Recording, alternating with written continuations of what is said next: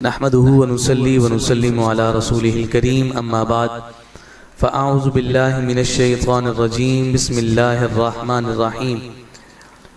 ان الدين عند الله الاسلام صدق الله العلي العظيم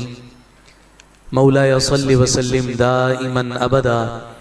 على حبيبك خير الخلق كلهم محمد سيد الكونين والثقلين والفريقين من عرب ومن عجم یا رب صل وسلم دائما سرمدا على حبیبک خیر الخلق کلہم۔ مغز قرآن روح ایمان جان دین ہست حب رحمت للعالمین۔ معزز سامعین گرامی قدر،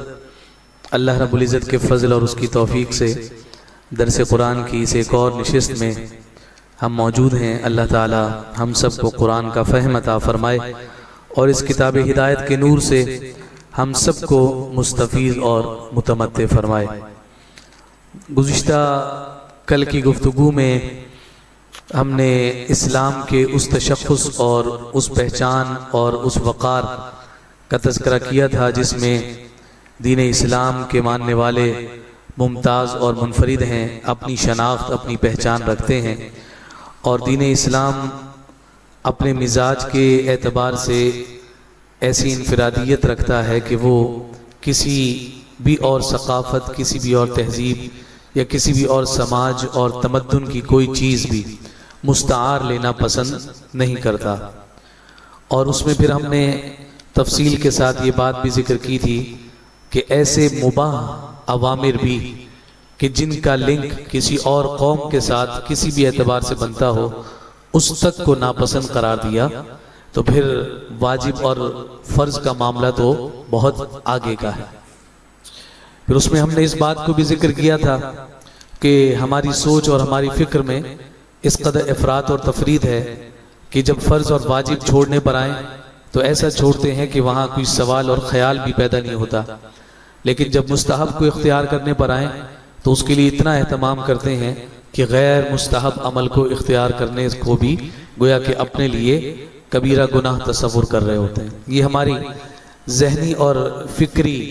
جو فالج زدہ کیفیت ہے اس کی طرف اشارہ ہے۔ یہ باتیں کل کی گفتگو میں ہم نے آپ کی گوش گزار کی، اور ساتھ ساتھ اس بات کو بھی ہم نے ذکر کیا تھا کہ دین اسلام اور شریعت اسلامیہ کی تعلیمات صرف عقیدہ اور عقیدت کی بنیاد پر نہیں ہے، بلکہ وہاں عقل کا پورا دخل ہے، جو الہاد کے رد میں ایک بہت بڑی دلیل ہمارے سامنے موجود ہے کہ قیامت کے دن کے احوال کی جملہ کیفیات کا جو تعلق ہے وہ عقل کے ساتھ ہی ہے۔ نابالغ کا حساب کتاب اور بالغ کا حساب کتاب، اس میں جو زمین آسمان کا فرق ہے، اس میں جو دخل ہے اصل وہ اسی عقل کا ہی ہے۔ اس لیے الہاد کا یہ اعتراض کہ مسلمان ہر بات پر سر جھکا لیتے ہیں، حقیقت میں ایسا نہیں ہے، بلکہ اللہ رب العزت نے دین اسلام کی تعلیمات کو عقل ہی کی بنیاد پر اختیار کرنے پر جزا اور سزا کے تصور کو قائم رکھا ہے۔ آج کی ہماری گفتگو کا جو موضوع اور عنوان ہے وہ یہ ہے کہ دین اسلام ہی کیوں، اور مدار نجات اسلام ہی پر عمل کے ذریعے سے کیوں ہے۔ یہ ایسے سوال ہیں کہ جو ہر صاحب ایمان اور بالخصوص جو ہمارا نوجوان طبقہ ہے اس کے ذہن میں آتا ہے جب وہ ظاہر سی بات ہے کہ یونیورسٹیز اور کالجز میں مختلف افکار کے پروفیسر سے پڑھتا ہے، تقابل ادیان کی کمپیریٹیو اسٹڈیز کے بہت سارے ٹاپکس اس کے سامنے آتے ہیں، اور وہ دیگر جو آفاقی مذاہب ہیں ان کا مطالعہ کرتا ہے اور ان کی تعلیمات پر نظر کرتا ہے، تو پھر اس کے بعد ان ادیان کے حوالے سے جو نرم گوشہ اس کے ذہن میں پیدا ہوتا ہے تو وہ نرم گوشہ یہ سوال اٹھاتا ہے کہ بالآخر اسلام کے ماننے والے ہی کیوں نجات پائیں گے، اور یہی مدار نجات کیوں ہے، اور دین اسلام ہی کو کیوں اختیار کیا جائے۔ تو یہ ایک ایسا سوال ہے کہ جس کا جواب دینا انتہائی ضروری ہے۔ اسی کے ضمن میں بہت مختصر سی اور چند ہی باتیں آپ کے گوش گزار کروں گا، اور تمام جو ہمارا استدلال ہوگا وہ قرآن کی چند آیات سے اور حضور علیہ السلام کی تقریباً 2 فرامین سے ہم ذکر کریں گے۔ آپ کے سامنے بھی خطبہ میں نے تیسرے پارے کہ سورہ آل عمران کی آیت نمبر 19 کا پہلا حصہ تلاوت کیا ہے، جس میں اللہ رب العزت نے ارشاد فرمایا ان الدین عند اللہ الاسلام، بے شک عند اللہ، اللہ کے نزدیک دین، ان الدین بے شک دین، عند اللہ اللہ کے نزدیک، الاسلام صرف اسلام ہے۔ یعنی الاسلام میں جو صرف کا معنی داخل کیا ہے، یہ اس بات کی جانب اشارہ کرتا ہے کہ دین اسلام ہی کی تعلیمات ہیں جو رب ذوالجلال کی پاک بارگاہ میں محبوب اور پسندیدہ ہیں، اور رب جسے دین ڈکلیئر کرتا ہے وہ صرف اور صرف دین اسلام ہے۔ یہاں تمہیدی طور پر اس بات کو ذرا سمجھنے کی کوشش کیجیے گا کہ حضرت آدم علیہ السلام سے لے کر امام الانبیاء تک جتنے بھی نبی اور رسول آئے وہ دین اسلام ہی لے کر آئے۔ ان نبیوں کے ماننے والے ان کے دور میں جو لوگ ان پر ایمان لے کر آئے، ان نبیوں پر ایمان لے کر آئے، ان کے لیے بھی مسلمان ہی کی ٹرم استعمال کی جاتی ہے۔ اس لیے آپ نے سنا ہوگا کہ دعا مانگی جاتی ہے کہ حضرت آدم علیہ السلام سے لے کر آج تک جتنے بھی مسلمان اس دار فانی سے رخصت ہوئے سب کی مغفرت فرما۔ تو بعض کے ہاں یہ مغالطہ پیدا ہوتا ہے کہ شاید دین اسلام حضور ہی لے کر آئے اور اسلام کی تعلیمات اس سے پہلے نہیں تھی۔ جو بھی دین آفاقی دین آیا تو وہ دین اسلام ہی کہلایا، اس کے ماننے والے مسلمان ہی کہلائے۔ جو تعلیمات تھیں وہ اسلام ہی کی تعلیمات کہلائیں، لیکن وہ تعلیمات اسلام کی گریجولی تھیں، تدریجاً تھیں، اور ایک لمیٹڈ، چونکہ وقت کے لیے ہوا کرتی تھیں، زمانے کے لیے لمیٹڈ ہوا کرتی تھیں، تو اس اعتبار سے اس کی قیودات مقرر تھیں۔ یہی وجہ ہے کہ جب ہم اپنی اس شریعت اسلامیہ جو امام الانبیاء صلی اللہ علیہ وسلم پر آ کر دین مکمل ہوا ہے، جب اس کی قیودات کی ہم بات کرتے ہیں تو یہ بات ہمارے سامنے واضح ہوتی ہے کہ سابقہ ادیان میں یعنی عیسائیت میں، یہودیت میں، نصرانیت میں وہ باتیں کہ جو آگے اس دین اسلام میں بھی اسی طرح سے رائج ہونی تھیں، دین اسلام کی تعلیمات کو وہاں سے اسی طرح سے ایڈاپٹ کیا گیا اور وہ اس دین کا تسلسل قائم ہوا اور آگے بڑھا۔ یعنی مثال کے طور پر ہمارے سامنے روزے کی اگزامپل موجود ہے۔ یہ بات تو قرآن نے ذکر کر دی کہ روزہ ایسی عبادت ہے کہ جو پہلے بھی تھا اور اب بھی ہے۔ اسی طرح سے حج ہے، حج کا حکم سب سے پہلے اعلان کس نے کیا تھا؟ کس نے اعلان کیا تھا حج کرنے کا؟ جناب ابراہیم علیہ السلام۔ تو حضرت ابراہیم علیہ السلام نے جب اس کی تعمیر فرمائی تھی تو تعمیر کے بعد اللہ رب العزت کے حکم سے انہوں نے لوگوں کو پیغام دیا، آواز لگائی، صدا لگائی کہ آؤ اور اس گھر کا حج کرو۔ سورۃ الحج میں وہ پوری تفصیل موجود ہے، وَأَذِّن فِي النَّاسِ بِالْحَجِّ يَأْتُوكَ رِجَالًا وَعَلَىٰ كُلِّ ضَامِرٍ يَأْتِينَ مِنْ كُلِّ فَجٍّ عَمِيقٍ، وہ تفصیل وہاں موجود ہے۔ تو اس کا مطلب ہے کہ جناب آدم علیہ السلام سے جو حج کا سلسلہ شروع ہوا وہ سابقہ اقوام میں جاری و ساری رہا، اور وہی عبادت جو ہے یہاں دین اسلام میں یعنی امت مصطفیٰ کریم صلی اللہ علیہ وسلم میں بھی منتقل ہوئی۔ فرق کہاں آیا؟ فرق یہ آیا کہ اس روزہ کے اختیار کرنے میں جو تحریفات یا جو تبدیلیاں سابقہ قوموں نے اختیار کر لی تھیں، اس عبادت کو اس سے مصفہ اور پاکیزہ کر کے اس کی اصل روح اور اس کی اصل شکل کے ساتھ مزید کچھ موڈیفیکیشن کے ساتھ اس عبادت کو مسلمانوں کے ساتھ متصل کر دیا گیا۔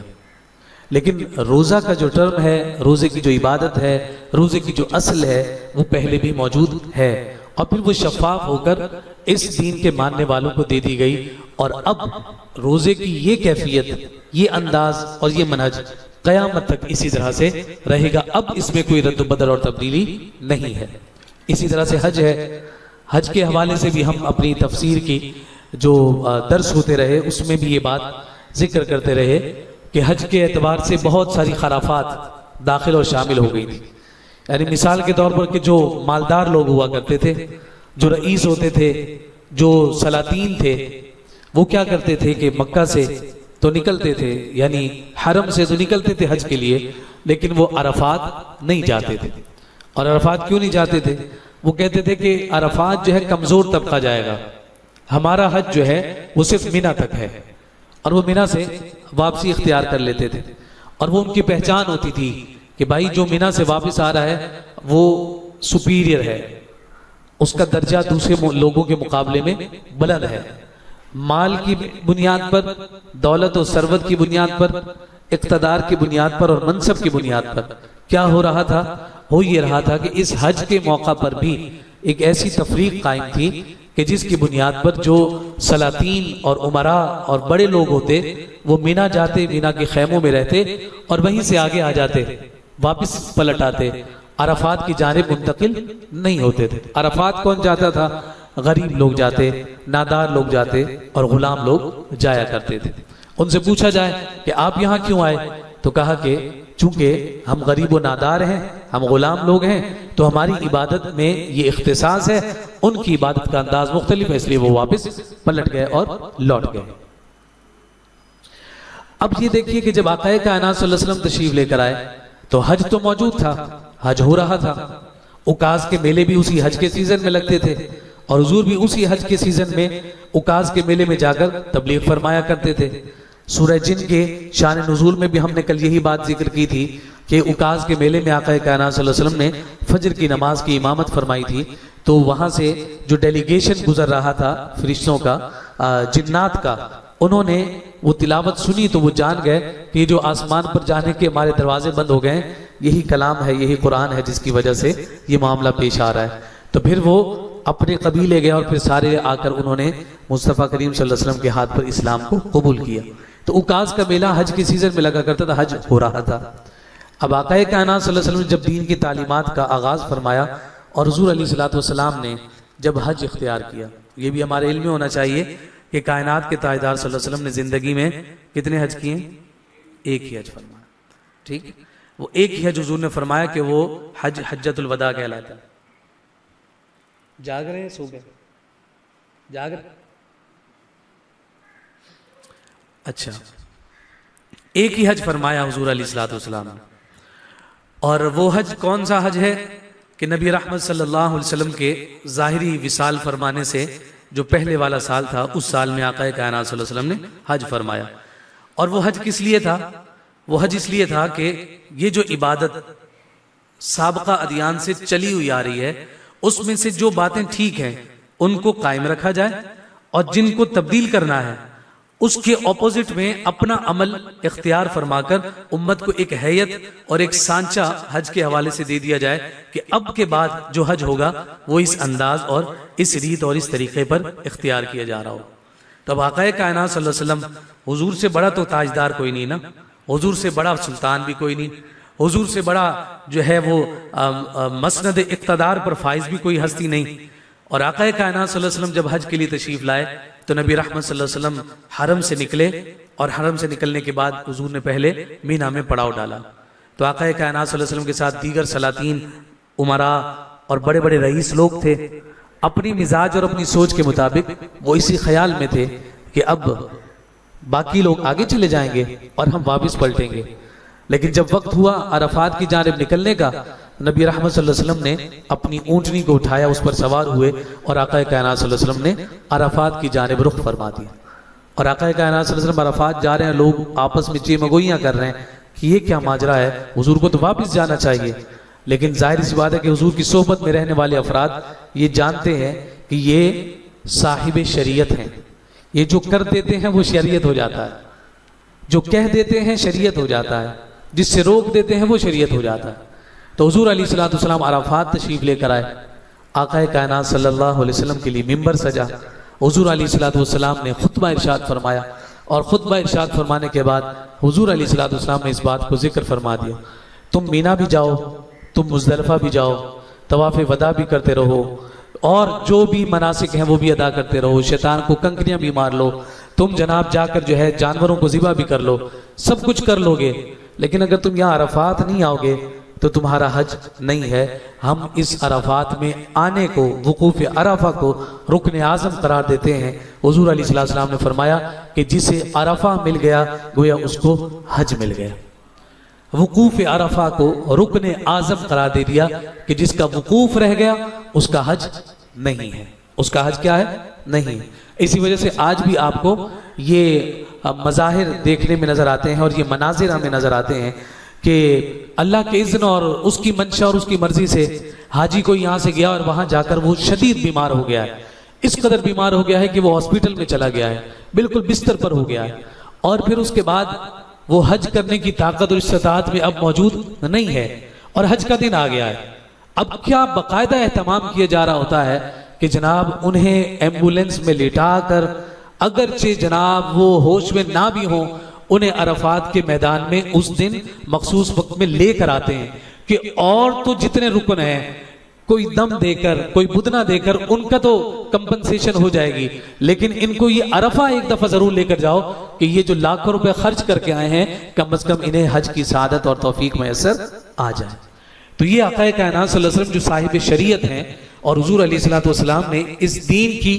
تکمیل کا جو سلسلہ قائم فرمایا، اس میں ہمیں یہ مثالیں نظر آتی ہیں کہ سابقہ ادیان کی تعلیمات میں جو تحریفات یا تبدیلیاں ہو گئی تھیں تو حضور علیہ السلام نے ان کی شفافیت کے ساتھ جن چیزوں کو آگے چلانا تھا آقا کائنات صلی اللہ علیہ وسلم نے انہیں مکمل طور پر اختیار فرما کر پھر اس کے بعد یہ دین اسلام اس امت کو عطا فرما دیا۔ اور پھر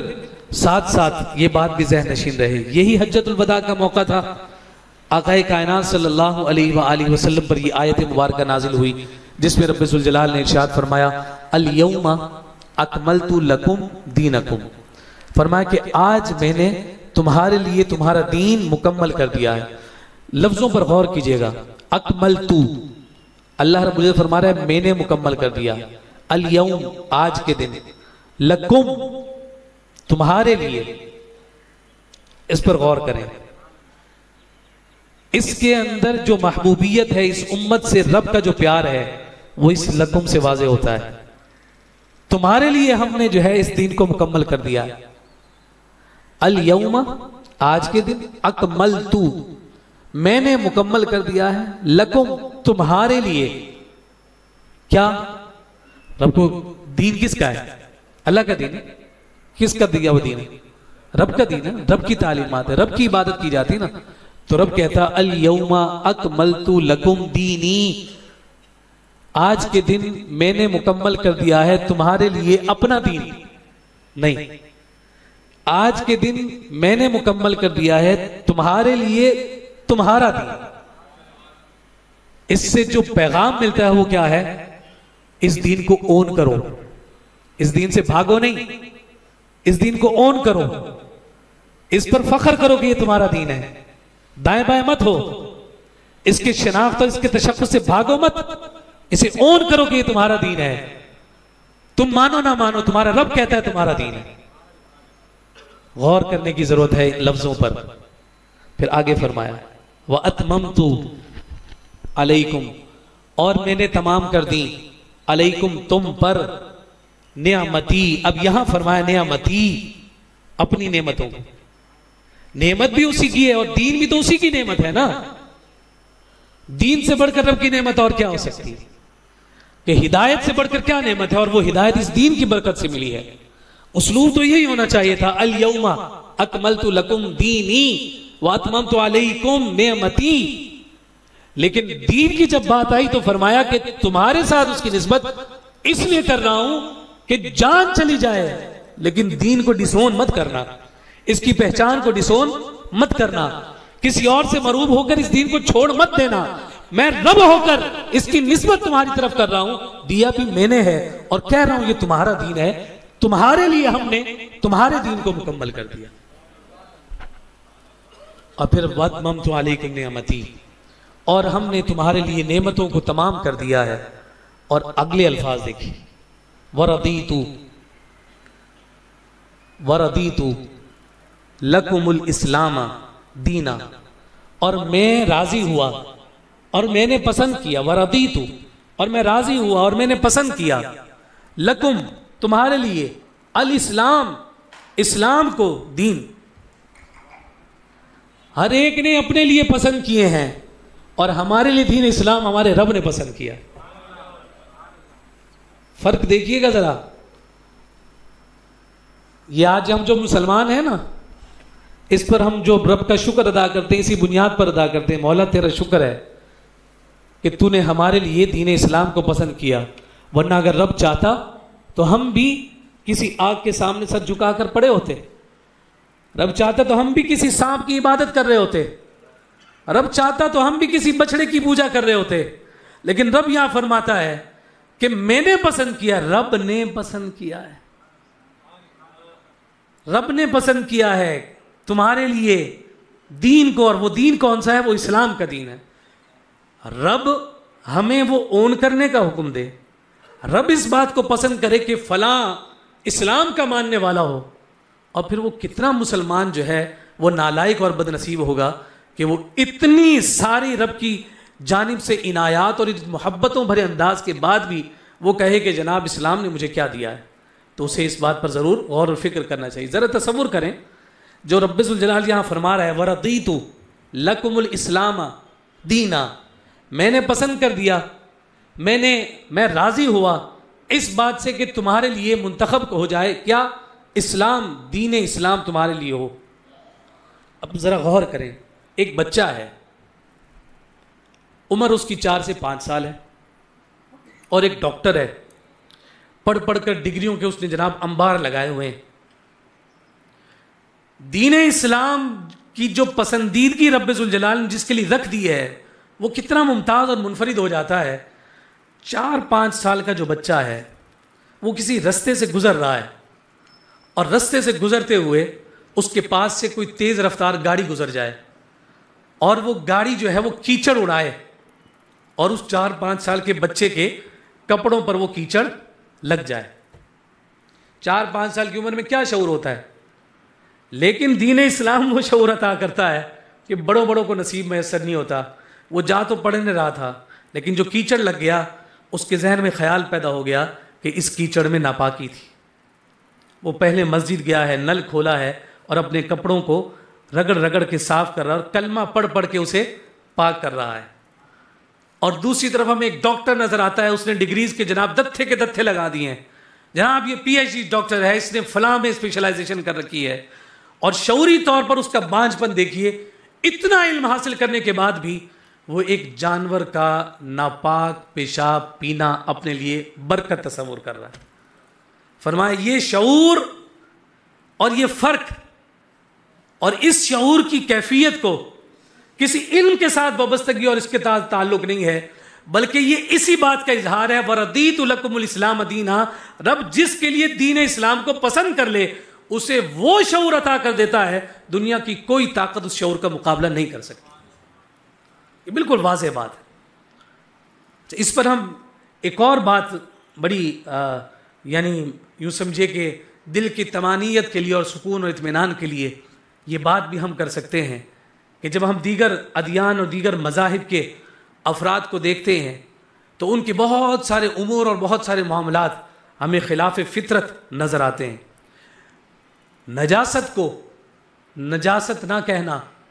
یہ عقل کا خمار ہی تو ہو سکتا ہے، اور اسے بابرکت تصور کرنا یہ تو کسی طور پر بھی کوئی شعوری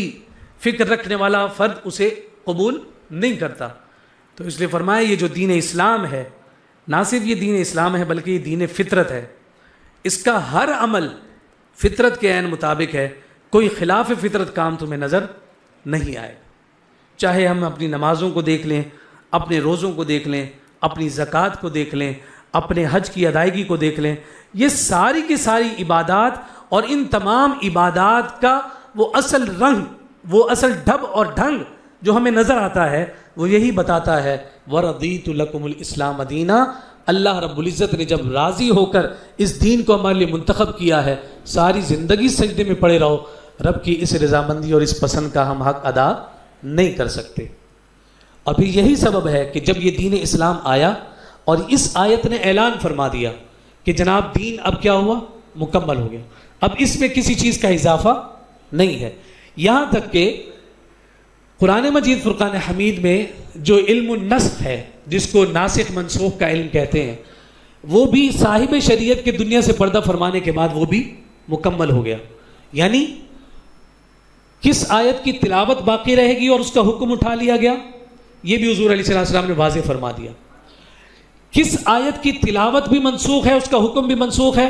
وہ بھی حضور علیہ السلام نے بیان فرما دیا. کون سی آیت کی تلاوت بھی ہوگی اس کا حکم بھی رہے گا، یہ بھی حضور علیہ السلام نے بیان فرما دیا. فرمایا یہ ایسے کامل طریقے سے یہ دین اسلام تمہارے پاس آ گیا، اب اس میں کسی اور شے کی اضافت کی حاجت اور ضرورت نہیں ہے. ایک اصول اور ضابطہ قائم کر دیا گیا کہ ہر چیز کی اصل جو ہے وہ مباح ہے، اور پھر اس پر جب احکام لاگو ہوتے ہیں تو وہی مباح کبھی جو ہے حرام کے درجے میں چلا جاتا ہے، لیکن وہی مباح کبھی فرض اور واجب کے درجے میں بھی چلا جاتا ہے. یہ ساری تفصیل ہے جو ہمیں فقہا نے کھول کھول کر بیان فرما دی اور اس کی تفصیلات ہمارے سامنے نظر آتی ہیں. اچھا، ایک روایت کو سماعت کریں اور پھر ہم بات کو اختتام کی جانب لے چلتے ہیں. اس حدیث مبارکہ کو امام مسلم نے روایت کیا ہے، اور کائنات کے تاجدار صلی اللہ علیہ وآلہ وسلم نے یہ فرمان رب ذوالجلال کی قسم کھا کر ارشاد فرمایا ہے کہ اس ذات کی قسم کے جس کے قبضہ قدرت میں مجھ مصطفیٰ کی جان ہے، فرمائے اس امت میں سے جو آدمی بھی خواہ وہ یہودی ہو یا عیسائی میری نبوت کی خبر سنے، پھر وہ اس شریعت پر ایمان لائے بغیر مر جائے، وہ شریعت کے جسے دے کر مجھے بھیجا گیا ہے اس کو قبول کیے بغیر وہ اس دنیا سے چلا گیا، فرمایا وہ دوزخی ہے، وہ جہنمی ہے. یہ بڑا واضح ایک حکم آ گیا کہ ہم اگر یہ کہتے ہیں کہ اسلام ہی مدار نجات کیوں ہے، تو حضور کا یہ فرمان بہت واضح ہمیں یہ پیغام دے رہا ہے. اس کی مثال کیا ہے؟ یعنی ایک یہودی ہے، اس کے سامنے دین کی تعلیم، دین اسلام کی تعلیم پیش کی جاتی ہے، اور اس سے کہا جاتا ہے کہ اللہ کے رسول صلی اللہ علیہ وسلم تشریف لائے ہیں اور انہوں نے دین اسلام کے کامل اور مکمل ہونے کا اعلان فرما دیا ہے، اب تم اللہ کے اس آخری نبی پر ایمان لے کر آ جاؤ. یہ دین وہ دین ہے کہ جس دین میں رب ذوالجلال نے تمہارے نبی اور رسول کے احکامات کو بھی جمع فرمایا ہے جو اس کی جانب سے آفاقی احکام تھے. تو جواب میں کہتا ہے نہیں، میرا رسول تو موسیٰ ہی تھا، میں موسیٰ علیہ السلام ہی کو مانوں گا، میں آخری نبی کو نہیں مانتا. اور وہ کہتا ہے کہ میرا دین، میرے پاس جو احکام ہیں وہ بھی آفاقی ہیں، میں اتنی ہی مانوں گا. حضور اسی جانب اشارہ فرما رہے ہیں کہ میرے آنے کے بعد اگر وہ یہودی تھا یا عیسائی تھا اور اسے دین پیش کر دیا گیا اور اس نے اسے قبول نہیں کیا، تو فرمایا کہ وہ کیا ہے، وہ کافر ہی ہے اور جہنم کی آگ میں ہی اس کا ٹھکانہ ہے، وہ دوزخی ہی ہے. اور یہاں یہ بات غور کیجئے کہ حضور علیہ السلام نے یہودیوں اور عیسائیوں کا ہی تذکرہ کیوں فرمایا، جبکہ وہاں تو اس زمانے اور اس معاشرے اور عرب میں بت پرست بھی موجود ہیں، آتش پرست بھی موجود ہیں، سورج کی پرستش کرنے والے لوگ بھی موجود ہیں، لیکن حضور علیہ السلام نے انہی دو طبقات کا تذکرہ کیوں فرمایا؟ تو اس کی وجہ یہی ذکر کی گئی کہ وہ اقوام اسی بات کے تفاخر میں تھیں اور اسی بات کے فخر اور زوم میں تھیں کہ اللہ کی جانب سے بھیجی ہوئی کتابوں کے ہم تابع ہیں اور ہمارا دین بھی جو ہے وہ آسمانی دین ہے. تو حضور نے انہی کا نام لے کر ذکر فرما دیا، اگرچہ ان کی تعلیمات بھی آسمانی ہیں، لیکن میرے آنے کے بعد وہ ساری کی ساری کیا ہو گئیں، منسوخ ہو گئیں. اب ان کا بھی مجھ پر ایمان لانا لازم اور ضروری ہے.